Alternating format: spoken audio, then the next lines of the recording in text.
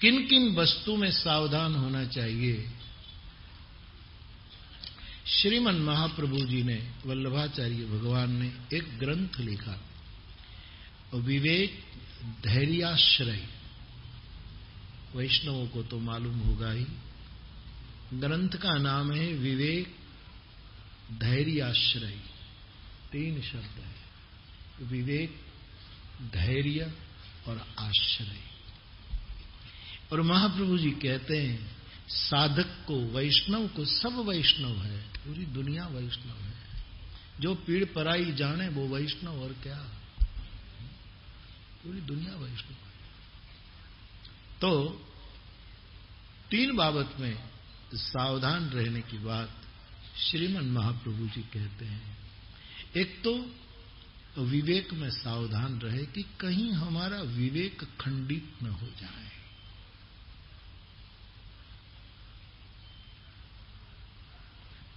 आज ही एक अखबार में, मैं गुजराती अखबार में सुबह पढ़ रहा था, किसी का एक वाक्य कि लोग वचन विलासी होते हैं, वचन विवेकी नहीं होते।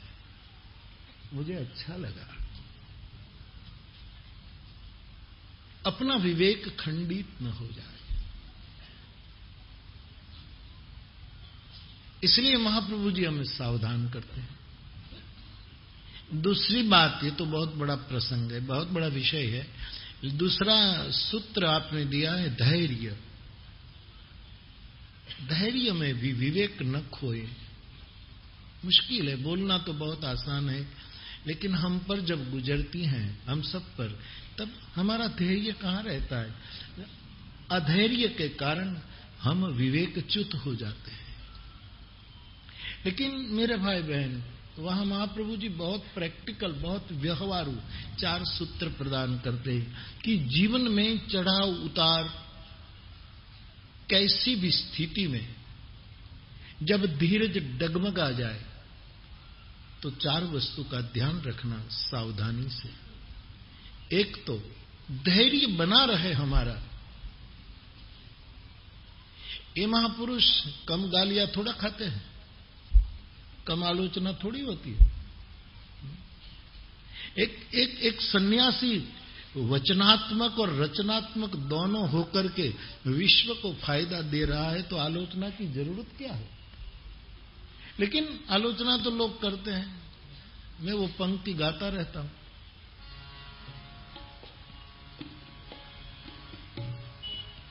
कुछ तो लोग कहेंगे, लोगों का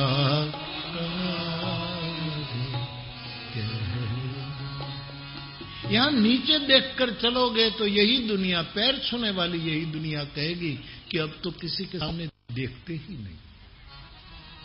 यहां ऊपर निगाहें रखकर चलोगे तो यही दुनिया, आदर देने वाली दुनिया कहेगी कि बहुत घमंडी हो गए हैं।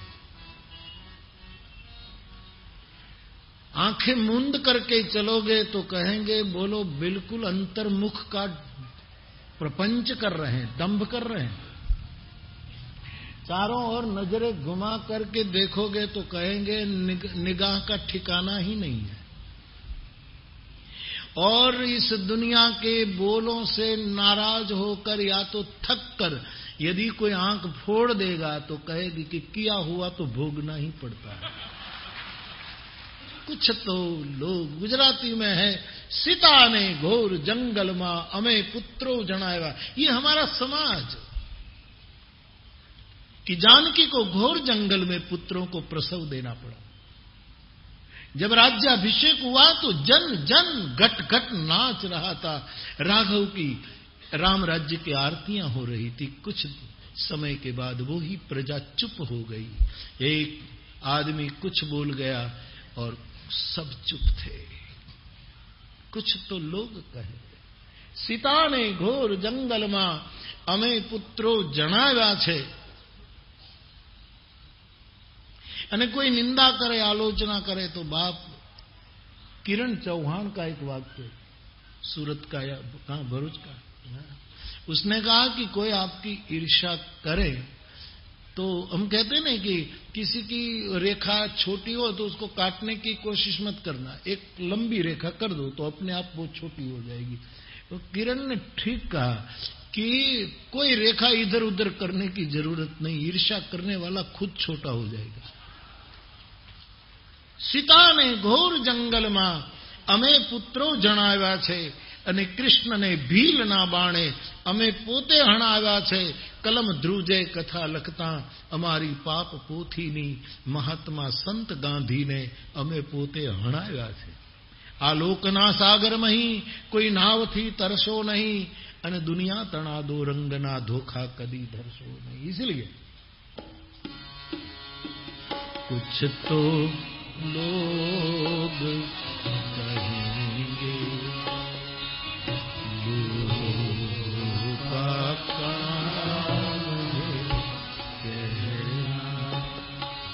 छोड़ो बेकार की बातों कहीं बीत न जाए।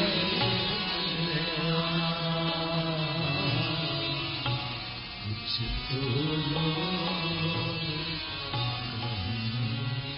हमारा धैर्य भंग होता है, महापुरुष का धैर्य भंग नहीं होता, उसमें विवेक उसका खंडित नहीं।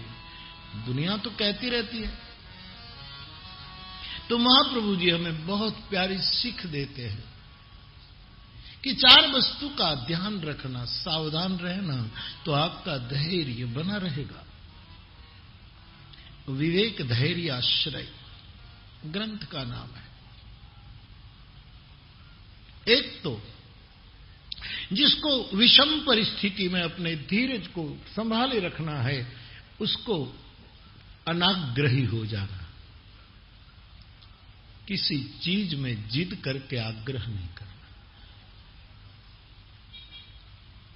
हमारी धीरज टूट रही है क्योंकि हम आग्रह करते हैं, हम ये चाहते हैं, हमारा ये, और आप नहीं कर रहे हैं, ये नहीं हो रहा है, इसलिए हमारी धीरज छूट रही। श्रीमन महाप्रभु जी का बहुत प्यारा सूत्र है, वैष्णव भाई बहनों, अनाग्रह, आग्रह नहीं। जैसे अभी नितिन भाई ने हमारे मनोज भाई का शेर कोट किया था कि राजेंद्र शुक्ल का गुजराती कि कोई काई करतू नहीं, आ बधु तो थाय छे। धैर्य हमारी मूड़ी है। शिव सूत्र कहता है धैर्य कंथा साधो, धैर्य तेरी गुदड़ी है। अनाग्रह,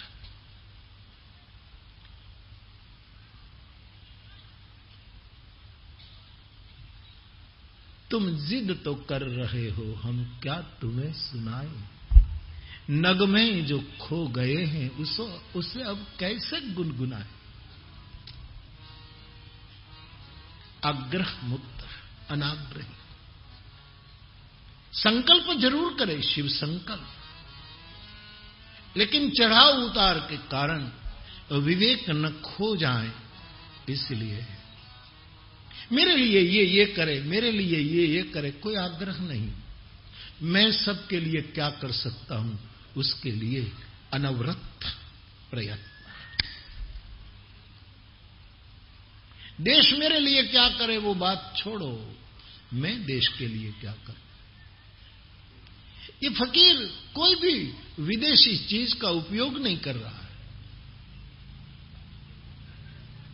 हमारे साथ बैठने की बात आई तो ये बात आई कि बाबा तो स्वदेशी गाड़ी का उपयोग करते हैं कार में, लेकिन कहा कि नहीं ये स्वदेशी है इसलिए आप बैठे। अनाग्रह,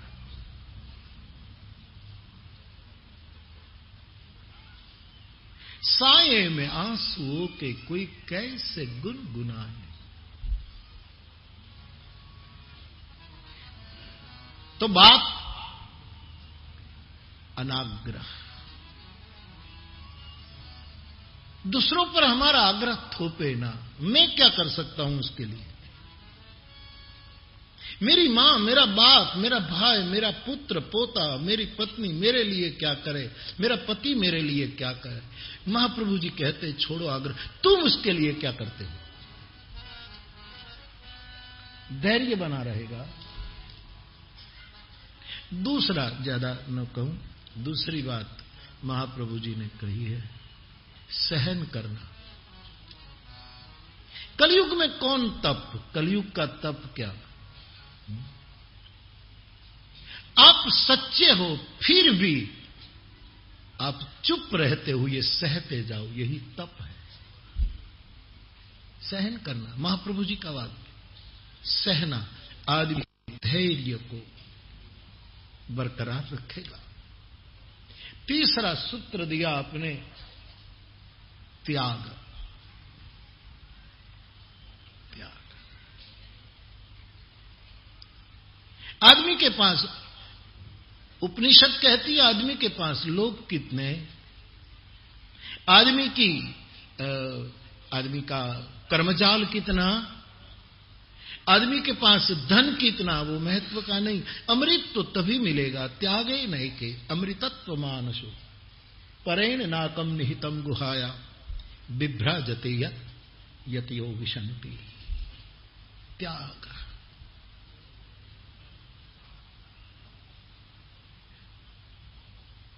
आदमी के धैर्य को बना रखता है।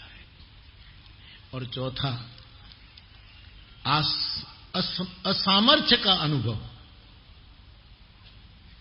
बस मेरी सीमा आ गई। लेकिन जो सावधान होगा उसको तकलीफ, सावधानी थोड़ी देर तो हम सबकी डावाडोल हो जाती है, विवेक गिरने लगता है, लेकिन जो सावधान होगा ना वो आदमी तुरंत संभल जाएगा। स्कूल में एक बच्चे को टीचर ने पूछा, जब वो स्कूल में आया, सर्दी का दिन था, तो जरा उसकी नाक सर्दी थी, तो टीचर ने उसको पूछा कि तुम्हें सर्दी हुई है, क्या किया तूने, कुछ ऐसा खाया पे?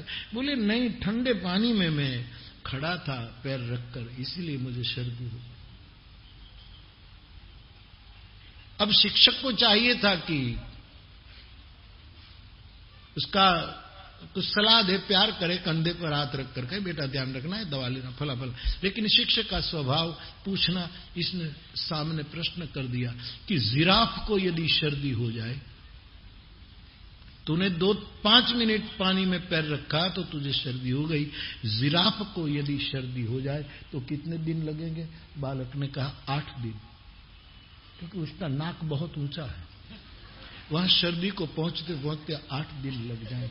जिसकी आबरू बहुत ऊंची होती है ना साहब, उसको विकार पहुंचने में देर करते हैं। थोड़ा आ भी जाता है तो आदमी सावधान हो जाता है और वहां से चुक जाता है। जिसकी नाक बड़ी हो, संभावित कह अपजस लाहो, संभावितस्य चा कीर्ति, भगवद गीता भी उद्घोषण करती। थोड़े हम सावधान रहेंगे ना तो हमारा अविवेक, हमारा अधैर्य की सर्दी हमारे नाक तक नहीं, थोड़ी चढ़ेगी, फिर भी तुरंत सावधान। 8 दिन लगेंगे, अरे थोड़ी समय मिल गया तो आदमी सावधान हो जाएगा, अपने को संभाल लेगा। अब मेरा सामर्थ्य, बस अब तेरी कृपा चाहिए। मानस का बहुत प्यारा सूत्र है बाप।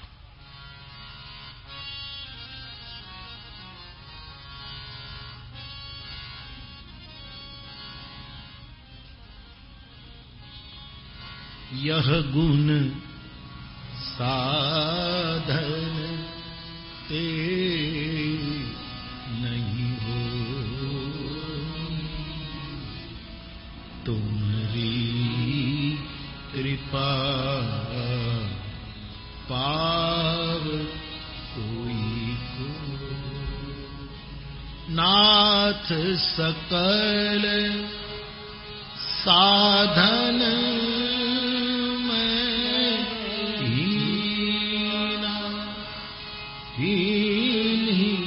कृपा जानी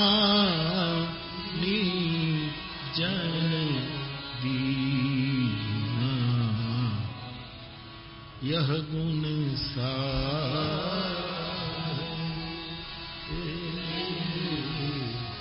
नहीं हो।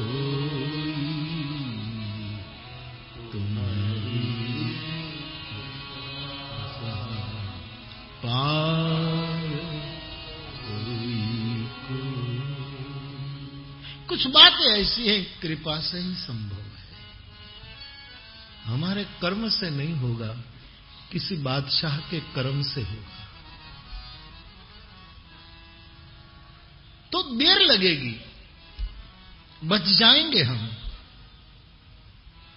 यदि कुछ ऊंचाई भगवत कृपा से प्राप्त हुई है तो। असामर्थ्य का बोध हो कि अब मेरी सीमा आ गई, बस मैं इससे आगे नहीं कर पाता।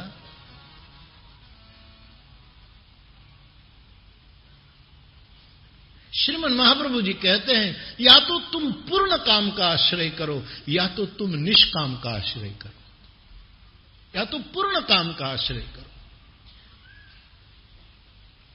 महाप्रभु जी तो कहते हैं आपकी सकाम भक्ति होगी, यदि भक्ति है चलो, फिर भी वो सकाम है तो संसार ही पैदा करेगी। इसीलिए या तो कोई पूर्ण काम की शरण में जाओ, या तो कोई निष्काम की शरण में जाओ। ऐसा है हरि, ऐसा है परमात्मा।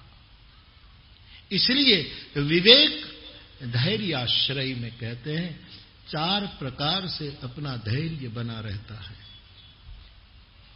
और आखिर में कहते हैं आश्रय। तो सावधान बार बार महापुरुष लोग हमें करते हैं कि हम सावधान।